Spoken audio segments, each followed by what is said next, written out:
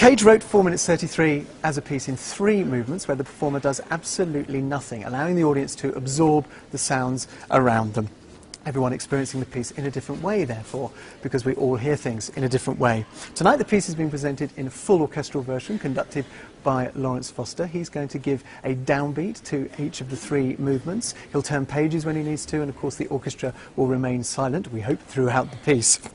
I reckon Cage would have been pretty pleased that this piece is being televised, because of course you at home are going to experience this piece in a very different way to those of us here in the hall. Well, I promise you, this is the piece everyone here tonight has come to experience. There really is nothing like John Cage's 4 minutes, 33 seconds.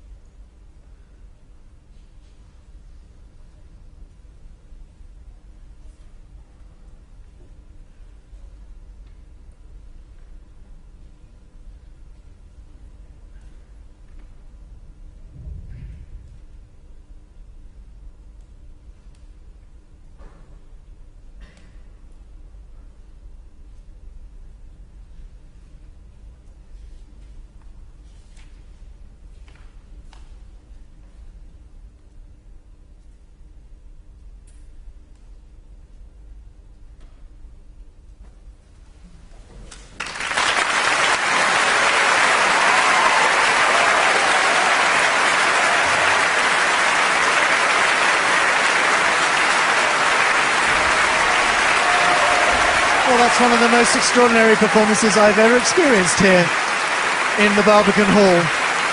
4 minutes and 33 seconds by John Cage. And by the way, those of you with stopwatches, and there are many of you out there, I know, 4 minutes and 33 is the amount of performance time we heard. There was, of course, time between the movements as well for everybody to cough. I've still got Tom Service here with me. Tom, have you ever experienced a performance of this piece? Yes, but not in this environment. I mean, what was amazing about it was how much tension it generated. I mean, you could cut the atmosphere with a knife, and every cough, every tiny noise was absolutely amplified, made into a massive musical event. I thought it was extraordinary that, given that most people, our audiences seem happy to cough their way through every premiere that's played in this place, when you're given an opportunity to be quiet, they really are quiet, apart from a few obvious coughs. That's right. No, they did absolutely relish it. And it was where you talk about it, when it created an electrifying atmosphere. And actually, the most dominant sound was, I think, probably the sound of the Barbican's electrical system. You could hear a very distinct high hum, which one really focused on. It's also amazing that between the movements, everybody used that as an excuse to cough again, just like in a symphony. It is a very special experience. It was the one everyone wanted to come and see, wasn't it? Yeah, indeed, absolutely. And I think it's just amazing how it is something so completely, in a way, simple, absolutely unique. I mean, Cage experienced this airtight pod he went in once. He wanted to see whether there really was something as absolute silence. And of course, it wasn't. He heard his blood curdling around his body. Did you anything like that for you? Not quite. I think apart from a couple of subterranean growls. I'm not sure. I don't think that was me. Maybe. I suppose. I don't know. All right. Well, thank you very much, Tom Service, for being with us tonight. There are a lot more events, of course, taking place during this Composer Weekend dedicated to John Cage. Performances taking place not just here in the Barbican, but also in the foyers, the Barbican Conservatory, St Giles Cripplegate and LSO St Luke's. A maelstrom of concerts, talks, films and happenings over the next couple of days, much of which you can hear over on BBC Radio 3.